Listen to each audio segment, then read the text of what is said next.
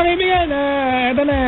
Meron tayong caller na sa kabilang line. Our first caller for the evening, si Michael ng Caloocan. Hello, Michael.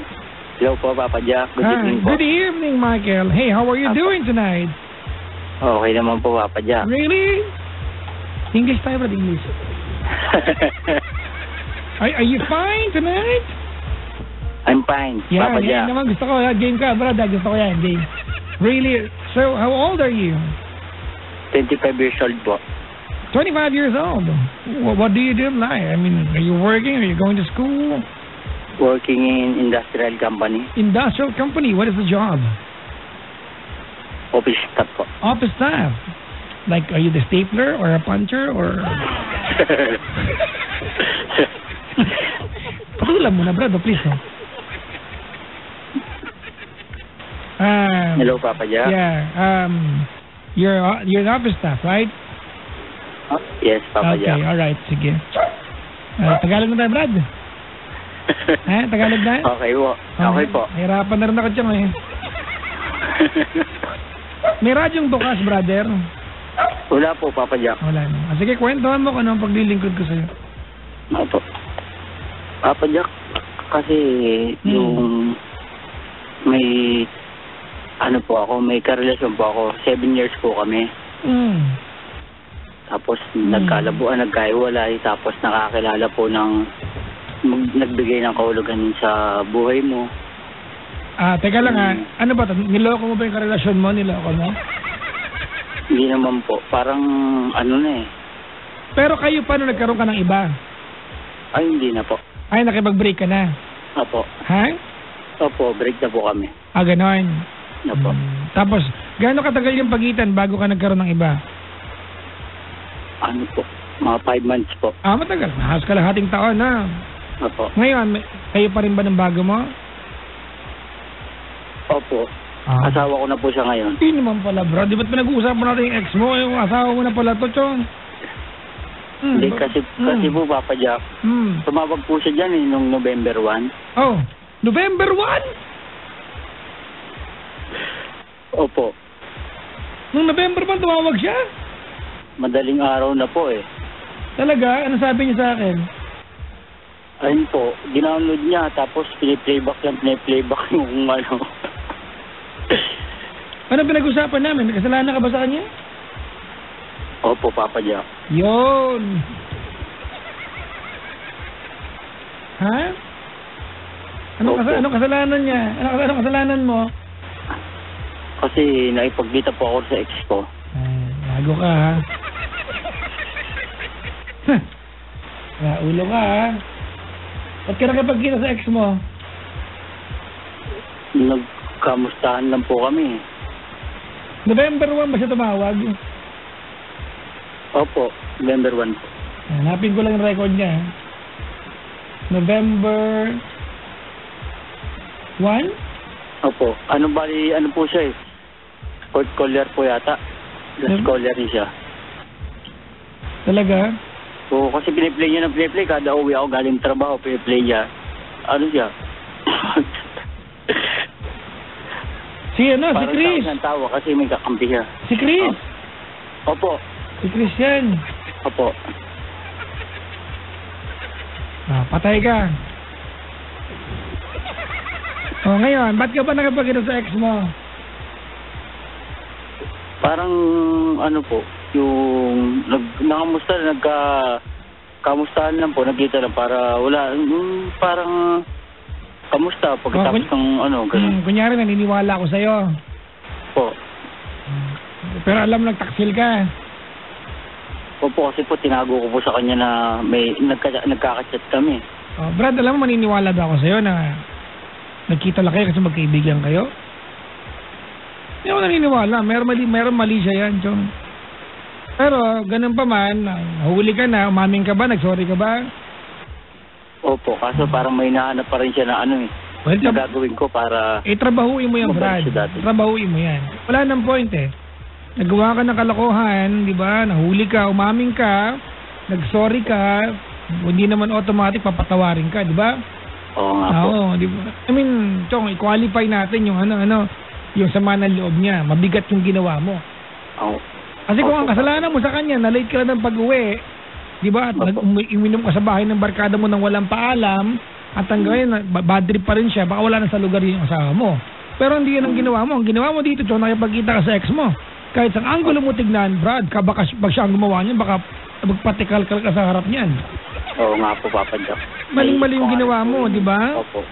Ano sabi niya sa'yo? Ano daw kailangan mong gawin para mapatawad ka niya? Dukutin mo yung mata mo sa harap niya, paano? Sabi niya po, gawin ko lang po kung ano daw po yung nasa puso ko. Eh, yun naman pala. It will take time. Kapag yan ang sinabi niya sa'yo, ibig sabihin nun, Michael, binibigyan ka niya ng pagkakataon, siguro, it's only a matter of time bago niya tuluyang makalimutan. Ilang beses ka nagkita ng ex mo? Ilang beses? Nung kami na po, nung ni Chris. Oo, ilang beses ka nagkita ng ex mo? Pero mga 3 times po. Pero yung huli po pagkikita namin, last na talaga yun. Talagang wala na po talaga. Kasi nahuli ka, Brad, yun yun. Tumigil ka. Kung hindi ka nahuli, magkikita pa kayo ulit. Pataranta doon, ako palolokohin mo, ha? Alam mo, pasalamat ka, may asawa kang ganyan. Di ba? Kahit pa paano. Oo nga po. Oo. Kasi, Brad, kung, ay nako. Halimbawa siya gumawa niyan, siya makipagkita sa ex niya, anong gagawin mo sa kanya? Baka igapos mo yan. Tama? Oo nga po. Oo, di ba? Oo. Opo. Ang pangit ganyan eh. Dahil ang dating kasi parang, bro, dahil lalaki ka, alam mo yan, ang pangit sa society natin eh. Di ba? O tayo mga lalaki, di ba? Dahil lalaki tayo, wala naman nawawala. Ganon. Lalaki naman, hindi tama yung Brad. We expected from us the same honesty, di ba?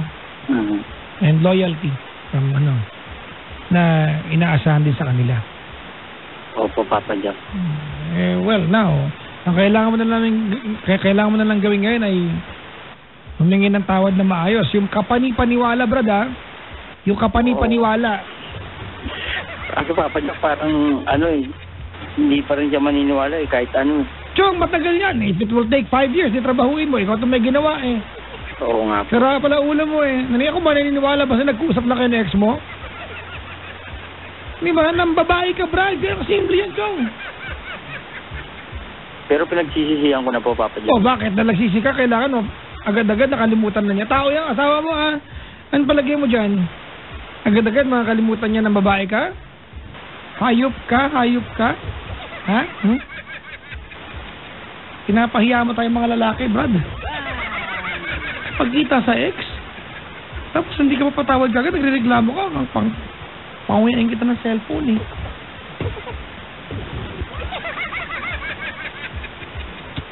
Alright? Opo, salamat po, Papa Jack. Ano salamat? Panguyain kita ng cellphone, salamat pa rin?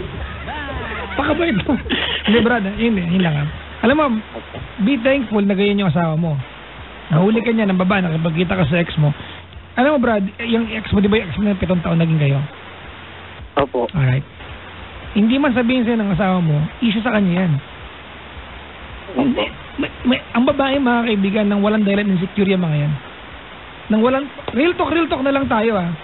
Di ba? Oo. At cute yan, sa saktong amount. Di ba?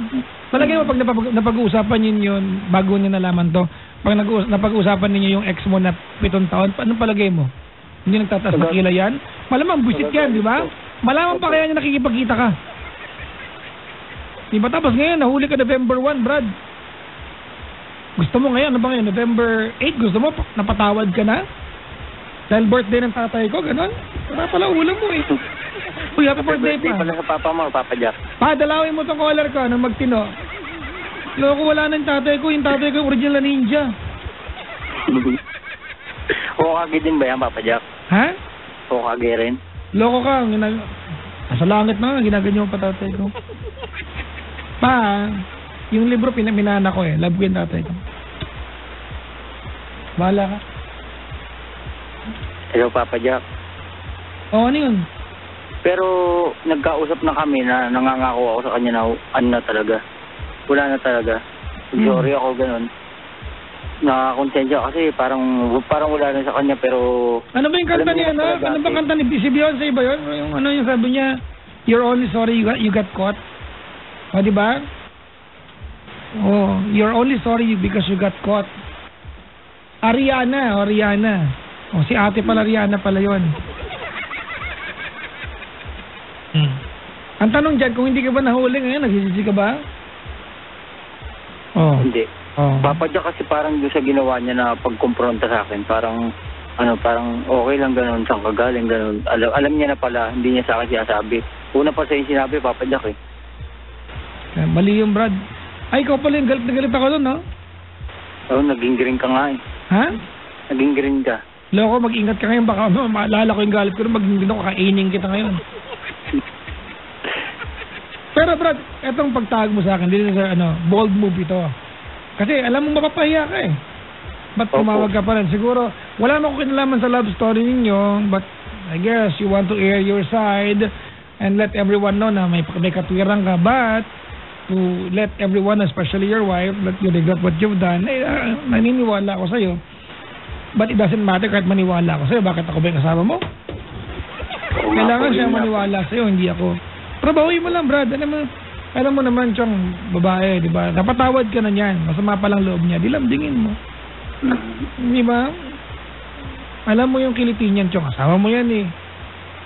Opo. Di ba? Oo. Opo. Mag-vitamins ka para malala ang nyo. Hindi yung pag-ahala, di ba? Bigyan mo ng ano ka ba? Ano ba yung mga ginagawa mo ng dalaga pa siya at naliligo ka pa lang? Alam mo kasi nagtatrabaho siya eh. Oo.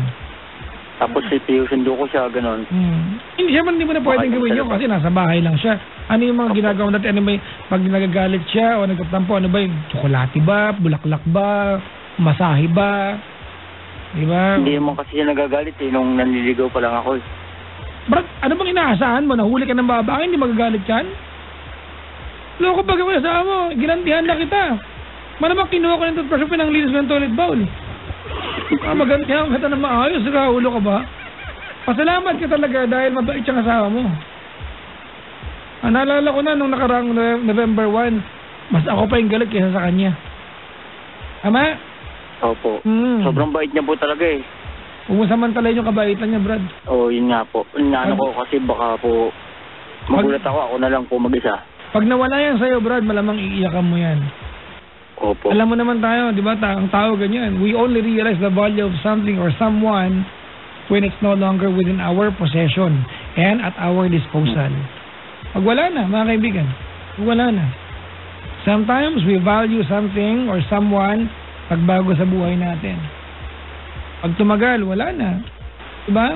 You get used to having that person around us or that, diba, something around us at our disposal, in our disposal. Tapos, marirealize natin na mahalaga pala pag wala na. Huwag mo antayin na magsisi ka, ha? Opo. But ako, Chong, I really appreciate. You are man enough to admit your mistakes. And malaking bagay yan. Kasi po parang nakukonsensya talaga ako sa ginawa ko. Hindi ko rin malaman na kung bakit napunta rin sa point na gano'n. Pero kung nasabihin na hindi mo alam. Kasi, Chong, ang pangit kasi pag sinapag ang katwiran mo, hindi ko alam ba't kami nagkita ng ex ko. Tara, ulo ka pa 3 beses. Ano ka, may amnesia ka? Alam mo kung bakit, Chong, kasi nagtataksil ka. Yun yung mahirap kang patawarin ko ang dahilan mo sa asawa mo, hindi mo alam ba't mo nagawa. Paano ka mapatawarin? Iba maangan ka. Sa sarili ko, sa bait niyang yun, kung paano ko, kung ano yung tulak sa akin, bakit ginawa ko yung parang kapal naman ng mukha ko, parang ganun po, Papa Jack eh. Hindi parang, makapal talaga mukha mo. Ano ka ba? Pero at least nagsisisi ka na, di ba? Opo. Magpapasko pa naman, Chong, di ba? Iregalo mo sa misis mo yung, alam mo na, yung peace of mind na hindi mo na ulit-ulitin yung ginawa mo. Opo, right? Papa Jack. Opo. Kung nakahanda ba yung misis mo ngayon, anong gusto mo sabihin sa kanya? Mahal? Anong pangalan? First name? Chris po. Ha? Chris. Okay, Chris. Chris. Kung nakikinig ka man ngayon, sorry sa nagawa ko sa'yo. Sa inyo ni Heart. Hindi ko na uulitin yun. Tsaka parang ayoko na rin ng pakiramdam na gano'n na uwi ako pero yung puso mo parang malayo sa akin. Parang may tinatago ka sa akin, yung pala, yung kamalian ko. Nahiya ka na sabihin sa akin na alam mo yung nangyari. Ngayon parang ako yung nagtataka kung bakit gano'n. Yung pala kasalanan ko pala. Nangangako ako sa'yo ngayon na hindi ko na yung uulitin.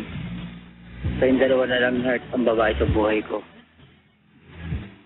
Sana mapatawad mo ko. Alam ko, hindi ganun kadali. Kasi parang pakiramdam mo, mas lagi siya matimbang eh. Mas lagi matimbang si X kasi tagal namin. Gusto ko mabura sa isipan mo yung ganong ano, yung ganong iniisip mo. Para magkaroon ka ng katahimikan, magkaroon tayo ng katahimikan. At paparamdam ko rin sa'yo, bigyan mo lang ako ng time. Sorry na talaga. Di na maulit. I love you.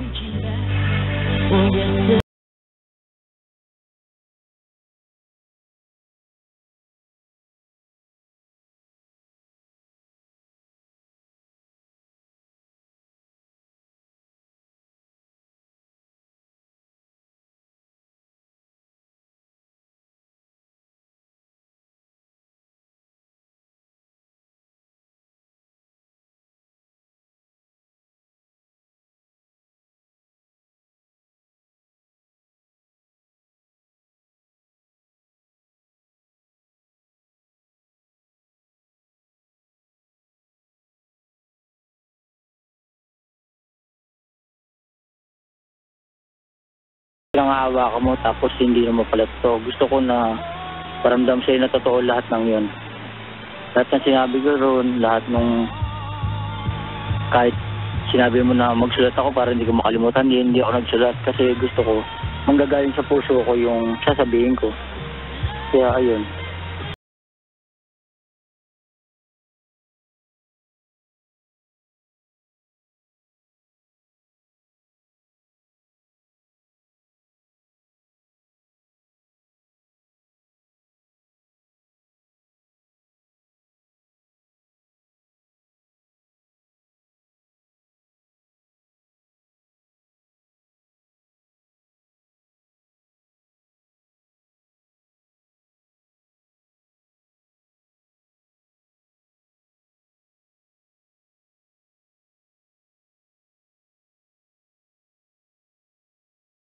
Hay, nako.